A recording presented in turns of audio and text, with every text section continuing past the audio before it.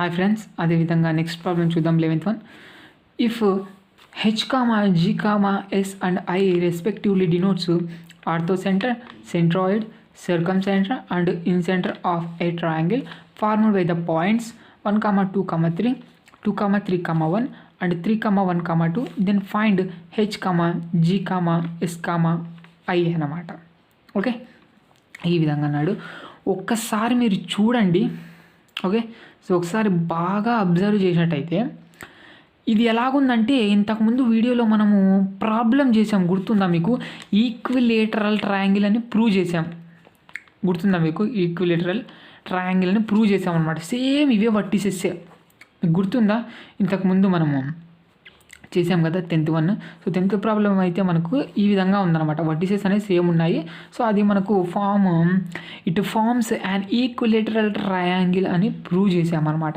కాబట్టి ఇక్కడ ఒకసారి మీరు గమనించినట్టయితే ఇక్కడ ఏమన్నాడంటే, if H, G, S and I respectively denotes orthocentre, centroid, circumcentre and incentre of a triangle formed by the vertices అనేసి ఈ విధంగా ఇచ్చేసాడు. Then find H, G, S, I అంటున్నాడు. అంటే ఇక్కడ ఏం లేదు, హెచ్ మామూలుగా మనకు తెలుసు. హెచ్ అంటే ఏంటి మనకు? Ortho centre. జీ అంటే ఏంటి మనకు? సెంట్రాయిడ్. ఎస్ అంటే ఏంటి మనకు? సర్కమ్ సెంటర్.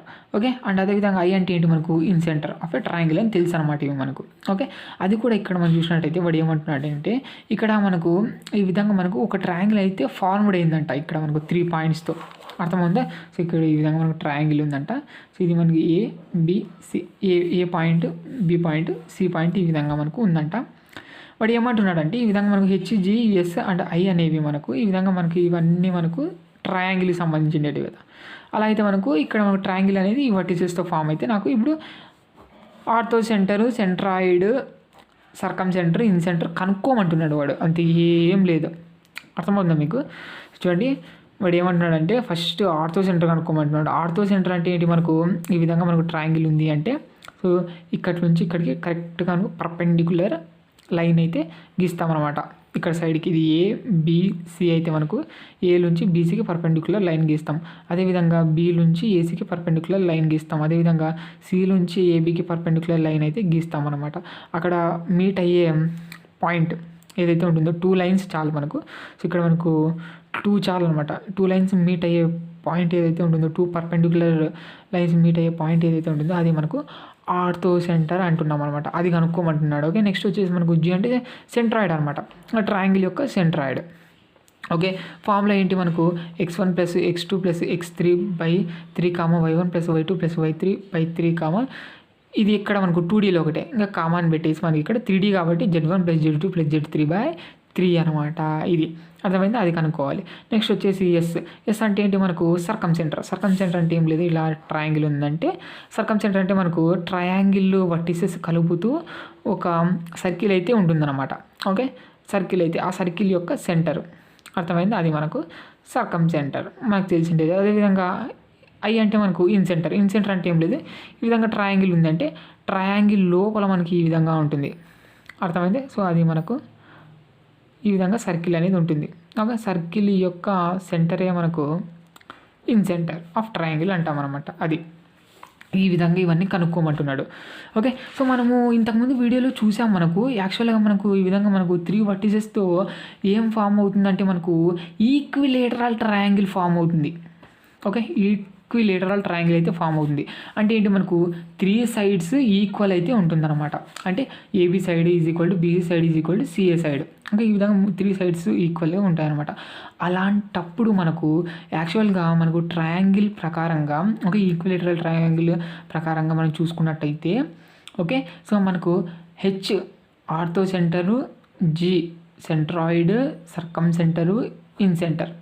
ఓకే, ఈక్విలేటరల్ ట్రయాంగిల్కి ఎప్పుడైనా కానీ అన్నీ సేమ్గా ఉంటాయి అన్నమాట. ఇవన్నీ మనకు సేమ్ వాల్యూనైతే ఉంటుందన్నమాట. అర్థమైందే? అంటే మనకు ముందుగా మనం ఇక్కడ ఏం చేస్తామంటే, ఇక్కడ ఈ 3 వర్టిసెస్తో మనకు ఈక్విలేటరల్ ట్రయాంగిల్ అని ప్రూవ్ చేస్తాం. ప్రూవ్ చేసిన తర్వాత మనకు ఈక్విలేటరల్ ట్రయాంగిల్ అవుతుంది అన్నప్పుడు మనకు హెచ్, జి, ఎస్, ఐ మనకు ఈ విధంగా విడివిడిగా ఏం చేయాల్సిన అవసరం లేదు. ఈ ఈక్విలేటరల్ ట్రయాంగిల్కి ఈ 4 వాల్యూస్ అనేది ఈక్వల్గా ఉంటాయన్నమాట.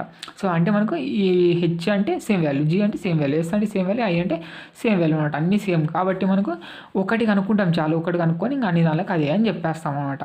ఓకే, ఎందుకంటే ఈక్విలేటరల్ ట్రయాంగిల్ కాబట్టి. అర్థమైతే ముందు ఈక్విలేటరల్ ట్రయాంగిల్ని ప్రూవ్ చేద్దాం. చూడండి answer given vertices of triangle are A B C అనుకుందాము. ఓకే, సో డిస్టెన్స్తో పని మనకు ఈక్విలేటరల్ ట్రయాంగిల్ని ప్రూవ్ చేయడానికి. కాబట్టి మనకు we know that the distance between 2 points is A B is equal to square root of x1 minus x2 whole square plus y1 minus y2 whole square plus z1 minus z2 whole square. ఇక్కడ మనకు A B distance కనుక్కుందాము. అప్పుడు ఏం పోతుంది మనకు square root of 1 minus 2 whole square plus 2 minus 3 whole square plus అదేవిధంగా 3 minus 1 whole square is equal to square root of ఇక్కడ మనకు -1 సేమ్ ఇంతకుముందు మనకు 10th ప్రాబ్లంలో ఎలా అయితే వచ్చిందో అలాగే వస్తుంది అనమాట. అర్థమైంది. So is equal square root of 1 + 1 + 4 అయితే అయిపోయింది. టోటల్గా 6 అనమాట. స్క్వేర్ రూట్ ఆఫ్ 6 ఈ విధంగా అయిపోయింది. ఇది ఏబి.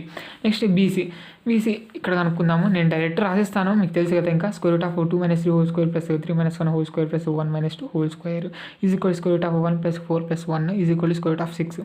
అదేవిధంగా ఏసీ ఇంకా ఏసీ కనుక్కుందాం. Is equal to square root of 1 minus 3 whole square plus 2 minus 1 whole square plus 3 minus 2 whole square is equal square root of 4 + 1 + 1 is equal square root of 6 అయితే అయిపోయింది అనమాట. ఈ విధంగా అయిపోయింది. అంటే ఏంటి మనకి ఇక్కడ, అంటే ఏంటి ఇక్కడ నేను ఇదే ఫార్ములా యూజ్ చేస్తున్నాను, మీరు గుర్తుపెట్టుకోండి. మీరు x2 మైనస్ x1 అన్న యూజ్ చేయొచ్చు, y2 మైనస్ y1 అన్న, z2 మైనస్ z1 అన్న ఏదైనా యూజ్ చేయొచ్చు మీరు. ఓకే, ఇది గుర్తుపెట్టుకోండి, నేను ఇదే అప్లై చేస్తున్నాను. ఈ విధంగా మనకు ఇక్కడ 3 సైడ్స్ అనేది ఈక్వల్ అయింది. కాబట్టి మనకి ఏమైపోయింది చూడొచ్చు మీరు, 3 సైడ్స్ అనేది ఈక్వల్. చూడండి, therefore AB is equal to BC is equal to AC. Therefore given vertices of triangle form an equilateral triangle అనమాట. కాబట్టి we know that orthocentre, centroid, circumcentre and incentre of an equilateral triangle are same అని రాస్తాం అనమాట. కాబట్టి మనకు మొత్తం ఏదో ఒకటి కనుక్కుందాం. ఇప్పుడు మనకు సెంట్రాయిడ్ ఈజీగా ఉంటుంది, ఫార్ములా తెలుసు కదా. G is equal to x1 + x2 + x3/3, y1 + y2 + y3/3, z1 + z2 + z3/3 అనమాట. ఇది అప్లై చేసేద్దామా. ఇది మనకు x1 y1 z1, x2 y2 z2, x3 y3 z3 apply చేసేద్దామా సింపుల్గా. అప్పుడు మనకి ఏమవుతుంది, g is equal to 1 + 2 + 3/3, 2 + 3 + 1/3, 3 + 1 + 2/3. Okay, ఈ విధంగా అయిపోయిన తర్వాత ఇంకా యాడ్ చేసేద్దాం కదా. సో 1 + 2 అంటే 3, 3 + 3 అంటే 6, 6/3. అదేవిధంగా 2 + 3 అంటే 5, 5 + 1 అంటే 6 అనమాట, 6/3. అదేవిధంగా 3 + 1 అంటే 4, 4 + 2 అంటే 6 అనమాట, 6/3. ఈ విధంగా 3 1 is 3 2 3 1 is 3 2 3 1 is 3 2 2, 2, 2. therefore g is equal to 2, 2, 2 అనమాట. ఇది మనకు సెంటర్ ఆఫ్ ట్రయాంగిల్. ఇంకా అన్ని సేమ్గా ఉంటాయి కాబట్టి h is equal to 2, 2, 2, s is equal to 2, 2, 2 and i is equal to 2, 2, 2 అనమాట. ఈ విధంగా అయితే అయిపోయింది అనమాట. అంతే సింపుల్గా అయితే చూపించేసాం కదా. ఈక్విలేటరల్ ట్రయాంగిల్కి ఇవన్నీ సేమ్గా ఉంటాయి అనమాట. అది మీరు గుర్తుపెట్టుకోవాల్సి ఉంటుంది అనమాట. అందుకనే ముందుగా మనకు ఈక్విలేటరల్ ట్రయాంగిల్ని ప్రూవ్ చేసాము సైడ్స్తో. ఓకే, 3 సైడ్స్ ఈక్వల్ అని ప్రూవ్ చేస్తాం. ఆ తర్వాత కనుక్కున్నాం, ఏదో ఒకటి కనుక్కున్నాం, అంతే. అర్థమైంది. నెక్స్ట్ చూద్దాం. Next problem. Show that the points A -4, 9, 6, b -1, 6, 6 and c 0, 7, 10 form a right angled isosceles triangle అన్నాడు. బాగా చూడండి, చూపించమంటున్నాడు. షో దట్ అంటున్నాడు. ఏం చూపించమంటున్నాడు అంటే the points A B C form a right angled isosceles triangle. అంటే మనకి ఇక్కడ 3 పాయింట్స్ అనేది ఇక్కడ మనకు వర్టిసెస్ ఆఫ్ ట్రయాంగిల్. అది కూడా మనకు ట్రయాంగిల్ ఏమవుతుంది అంటున్నాడు అంటే రైట్ యాంగిల్డ్ ట్రయాంగిల్. ఓకే, అది కూడా రైట్ యాంగిల్డ్ ఐసోసెలస్ ట్రయాంగిల్. అర్థమైందే. ఇదని మనకు చూపించమంటున్నాడు. Show that the points form a right angled isosceles triangle అని చూపించమంటున్నాడు. అంటే ఏం లేదు, ముందుగా ఐసోసెలస్ ట్రయాంగిల్ అంటే ఏం చెప్పండి. ఐసోసెలస్ ట్రయాంగిల్ అంటే ఏంటి, మనకు ట్రయాంగిల్ 2 సైడ్స్ ఏమైనా కానీ 2 సైడ్స్, ఓకే, ఏమైనా కానీ మనకు 2 సైడ్స్ అనేవి ఈక్వల్గా ఉండాలి. ఈక్వల్గా ఉంటే అది మనకు ఐసోసెలస్ ట్రయాంగిల్. అని 2 సైడ్స్ అనేవి ఈక్వల్గా ఉండాలి, అది మనకు ఐసోసెలస్ ట్రయాంగిల్. అదేవిధంగా రైట్ యాంగిల్ అంటే ఏంటంటే మనకు చూసుకున్నట్టయితే యాంగిల్ చూసుకున్నట్టయితే 90 degrees ఉండాలి. అర్థమవుందా. అంటే ఈ విధంగా అయితే ఉంటుంది. ఓకే, ఇది నీట్గా గీస్తాను చూడండి. ఈ విధంగా, ఓకే, ఈ విధంగా అయితే ఉంటుంది చూడండి. ఇక్కడ మనకు 90 degrees అయితే అయిపోతుంది. ఇక్కడ ఈక్వల్ అనమాట. అర్థమవుందా? సో ఎనీ 2 సైడ్స్ ఈక్వల్ అయితే ట్రయాంగిల్ అది మనకు ఐసోసెలస్ ట్రయాంగిల్. అదేవిధంగా రైట్ యాంగిల్డ్ ఐసోసెలస్ ట్రయాంగిల్ అంటే ఇక్కడ ఎనీ 2 సైడ్స్ అయితే ఈక్వల్. అదేవిధంగా ఇక్కడ చూసుకున్నట్టయితే యాంగిల్ ఎంత ఉండాలంటే దీనికి 90 డిగ్రీస్ అయితే ఉండాలన్నమాట. ఓకే, సో అది మనకు రైట్ యాంగిల్డ్ ఐసోసెలస్ ట్రయాంగిల్ అయితే అయిపోతుంది అనమాట. అంటే ఏంటి, మనకు ఒక యాంగిల్ 90 డిగ్రీస్ అయిందంటే ఇంకా ఇక్కడ ఎంత ఉంటుంది చెప్పండి, ఇక్కడ 45 డిగ్రీస్ ఉంటుంది, ఇక్కడ 45 డిగ్రీస్ ఉంటుంది. ఎందుకంటే 45 90 డిగ్రీస్, 90 డిగ్రీస్ ప్లస్ అదేవిధంగా 90 డిగ్రీస్ 180 డిగ్రీస్ కదా. మనకు తెలుసు కదా some of angles in triangle is 180 degrees అని, అది అనమాట ఇక్కడ. అర్థమైందా? సో అందుకని ఇక్కడ 45, ఇక్కడ 90, ఇక్కడ 2 సైడ్స్ అయితే ఈక్వల్ అనమాట. ఇదే మనకు రైట్ యాంగిల్ ఐసోసెలస్ ట్రయాంగిల్. వాడు ఏమన్నా అంటే చూపిమంటున్నాడు కదా, ఈ 3 పాయింట్స్ అనేవి మనకి ఇక్కడ right angle isosceles triangle form అవుతుందని చూపిమంటున్నాడు. ముందుగా ఏం చేద్దామంటే ఐసోసెలస్ ట్రయాంగిల్ అని చూపించేద్దాం, ఎందుకంటే ఎనీ 2 సైడ్స్ అయితే ఈక్వల్ అనమాట. ఓకే, ఎనీ 2 సైడ్స్ అయితే ఈక్వల్, అలాగైతే మనకు అది ఐసోసెలస్ ట్రయాంగిల్. నెక్స్ట్ వచ్చేసి మనకు రైట్ యాంగిల్డ్ అన్నాడు కాబట్టి మనకు ఇక్కడ 90 డిగ్రీస్ ఉందని చూపించడానికి మనం ఇక్కడ ఏం చేస్తామంటే పైథాగోరస్ థీరం అయితే తీసుకుంటాం. పైథాగోరస్ థీరం అయితే తీసుకొని 90 డిగ్రీస్ ఉంది అని అయితే ప్రూవ్ చేస్తాం. ఎలా చేస్తాను ఏంటనేది చెప్తాను. ముందుగా అయితే ఐసోసెలస్ ట్రయాంగిల్ అని చూపించేద్దాం. చూడండి answer given vertices of triangle are A B C అనుకుంటాను ఇక్కడ ఇచ్చిండేటివన్నీ. ఓకే, ఇప్పుడు మనకు ఐసోసెలస్ ట్రయాంగిల్ అని చూపించడానికి మనకు డిస్టెన్స్తో పని. ఎనీ 2 సైడ్స్ ఆర్ ఈక్వల్ అని చూపించడానికి కాబట్టి మనకు డిస్టెన్స్తో పని. కాబట్టి we know that the distance between 2 points is AB distance is equal to square root of x1 minus x2 whole square plus y1 minus y2 whole square plus z1 minus z2 whole square.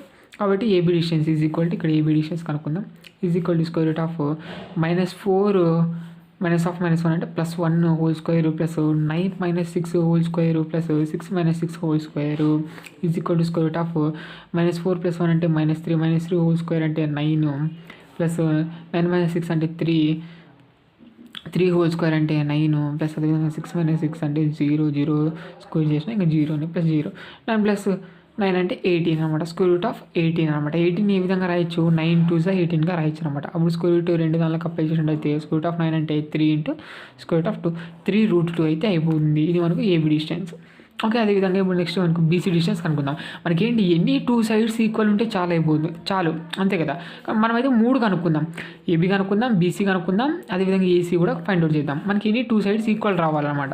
చూద్దాం మనం ఇప్పుడు వచ్చేసి మనం BC కనుక్కుందాం. Same ఇదే formula apply చేస్తాను. చూడండి, is equal square root of -1 minus 0 whole square plus 6 minus 7 whole square plus 6 minus 10 whole square is equal square root of -1 whole square అంటే 1 ప్లస్ 6 మైనస్ 7 అంటే -1 హోల్ స్క్వేర్ అంటే +1 అదేవిధంగా 6 minus 10 అంటే -4 whole square అంటే +16 is equal square root of 16 plus 1 17 18 square root of 18 ఈ విధంగా రాయొచ్చండి. Same దీని మనకి ఓకే, స్క్వేర్ రూట్ ఆఫ్ 18 మనకు ఏమవుతుంది, ఈ విధంగా రాసుకుంటే 3 రూట్ 2 అయితే అయిపోతుంది అనమాట. అర్థమైంది, ఈ విధంగా అయితే అయిపోయింది. ఇప్పుడు 3 రూట్ 2 అయిపోయిన తర్వాత నెక్స్ట్ మనకు ఏసీ డిస్టెన్స్ కనుక్కుందాం. Is equal square root of -4 minus 0 whole square plus 9 minus 7 whole square plus 6 minus 10 whole square 6 minus 10 అంటే -4 హోల్ స్క్వేర్ అంటే 16. ఓకే, నెక్స్ట్ అదేవిధంగా 9 మైనస్ 7 అంటే 2 అవుతుంది. సో 2 స్క్వేర్ అంటే 4 -4 హోల్ స్క్వేర్ అంటే 16 ప్లస్ 16 అంటే మనకి ఎంత అవుతుంది, 32 ప్లస్ 4 అంటే 36 అయితే అవుతుంది. Is equal square root of 36ని ఈ విధంగా రాయొచ్చు. మనకు 6 స్క్వేర్గా రాయొచ్చు 36ని. స్క్వేర్ రూట్ క్యాన్సిల్ ఎంత అవుతుంది, 6 అయితే అయిపోతుంది అనమాట. స్క్వేర్ రూట్ ఆఫ్ 36 ఎంతంటే 6 కదా, అదే అనమాట. ఇక్కడ మనం చూసినట్టయితే ఎనీ 2 సైడ్స్ ఈక్వల్గా ఉండాలన్నమాట.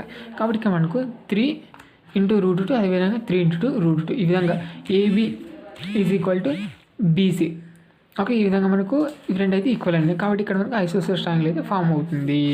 చూడండి, clearly AB is equal to BC అనమాట. ఈ విధంగా అయితే జాయిన్ చేసాం. నెక్స్ట్ ఇప్పుడు ఆ తర్వాత మనము రైట్ యాంగిల్డ్ ఉంది అని చూపించడానికి ఇప్పుడు మనం ఏం చేస్తామంటే we know that according to the Pythagoras theorem ప్రకారంగా మనకు ఈ విధంగా మనకు ఏబీసీ అనే ట్రయాంగిల్ ఉంది అనుకున్నట్టయితే so AB whole square plus BC whole square is equal to AC whole స్క్వేర్కి అయితే ఈక్వల్ అనమాట కదా. AB whole square plus BC whole square is equal to AC whole square అయితే ఈక్వల్ అనమాట.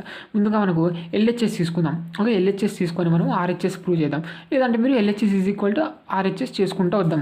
రెండు వాల్యూస్ ఈక్వల్ రావాలి. చూడండి, ఇక్కడ ఏబీ హోల్ స్క్వేర్ అంటే మనకు ఏబీ డిస్టెన్స్ ఎంత ఉంది, మనకు డిస్టెన్స్ కదా ఇక్కడ మనకు ఏబీ అంటే 3 into square root of 2 whole square plus అదేవిధంగా బీసీ ఎంత అంటే 3 into square root of 2 whole square ఉంది కాబట్టి square. Okay, is equal to AC అంటే మనకు 6 హోల్ స్క్వేర్ ఈ విధంగా అనమాట. 6 స్క్వేర్ అంటే 36, మనకు ఆర్హెచ్ఎస్ అయితే 36 అయితే వచ్చేసింది. ఇప్పుడు చూద్దాం ఇక్కడ.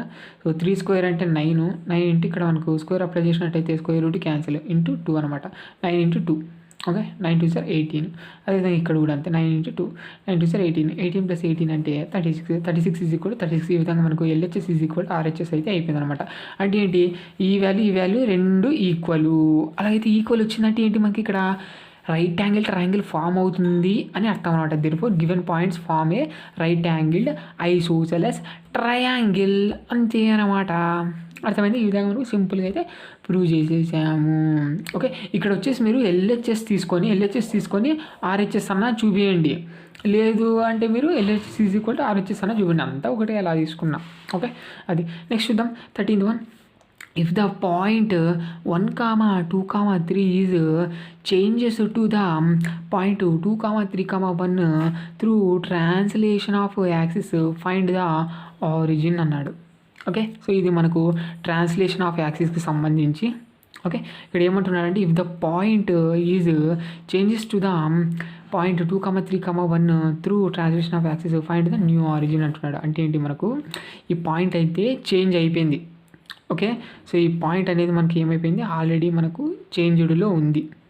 ఓకే, దానికి సంబంధించిండేది మనకు చూసుకున్నట్టయితే ఇక్కడ 2, 3, 1 అనమాట. 2, 3, 1 అనేది ఇక్కడ మనకు capital X, capital Y, capital Z అయిపోతుంది. ఇక్కడ మనకు small x, small l, small z అయితే అయిపోతుంది అనమాట. మీరు చూడొచ్చు, మీరు ఫార్ములా అప్లై చేసినట్లయితే క్లారిటీగా అయితే అర్థమైపోతుంది మీకు. చూడండి, అలాగైతే మనకు ఫైండ్ ద న్యూ ఆరిజిన్ అంటున్నాడు. మీకు అర్థమవుతుందా? So find the new origin అంటుంది. ఇక్కడ కూడా మనకు వర్టిసెస్ చూసుకున్నట్టయితే ఎలా ఉన్నాయంటే దీని మాటికే ఉన్నాయి కదా. సో ఇంతకుముందు మనకు 11th one చేసాం కదా, సో అలా ఉన్నాయి కదా. ఇది చూడొచ్చు మీరు. ఓకే, ఈ విధంగా ఉంది. మనకి ఇప్పుడు న్యూ ఆరిజిన్ కావాలంట. అర్థమైంది. చూడండి, గివెన్ x, y, z అనేది ఇది మనకు ఆల్రెడీ చేంజ్డ్ 1, 2, 3 అనమాట. అదేవిధంగా and capital X, capital Y, capital Z అనేది ఈజ్ ఈక్వల్ టు 2, 3, 1 అనమాట. ఈ విధంగా ఉంది అంటే ఇప్పుడు మనకు ఓకే, ఈ విధంగా ఇది ఆల్రెడీ చేంజ్డ్, ఇది మనకు తీసుకుంటున్నాం అనమాట.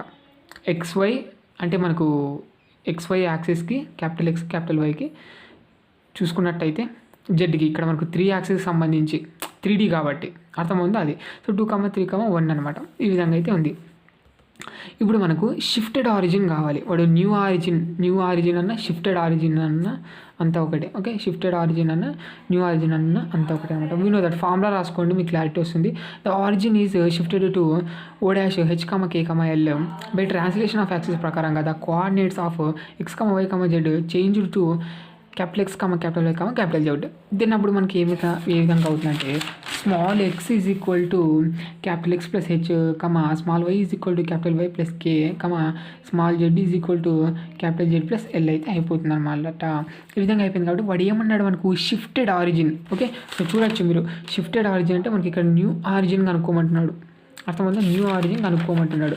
కాబట్టి మనకి ఏంటి, ఇక్కడ మనకు H, K, L అనమాట. ఈ మూడు మనకు షిఫ్టెడ్ ఆరిజిన్. కాబట్టి మనకు H ఈజ్ ఈక్వల్ టు దీని సైడ్ పంపించండి, small x minus capital X, K is equal to small y minus capital Y, L is equal to small z minus capital Z అయితే అయిపోతుంది అనమాట. ఇంకా x, y, స్మాల్ z అంటే మనకు ఇవి capital. Okay, ఈ మూడు మనకు ఇక్కడ నిదానంగా సబ్స్టిట్యూట్ చేయండి ఈ మూడు దానిలలో. అర్థమైందే.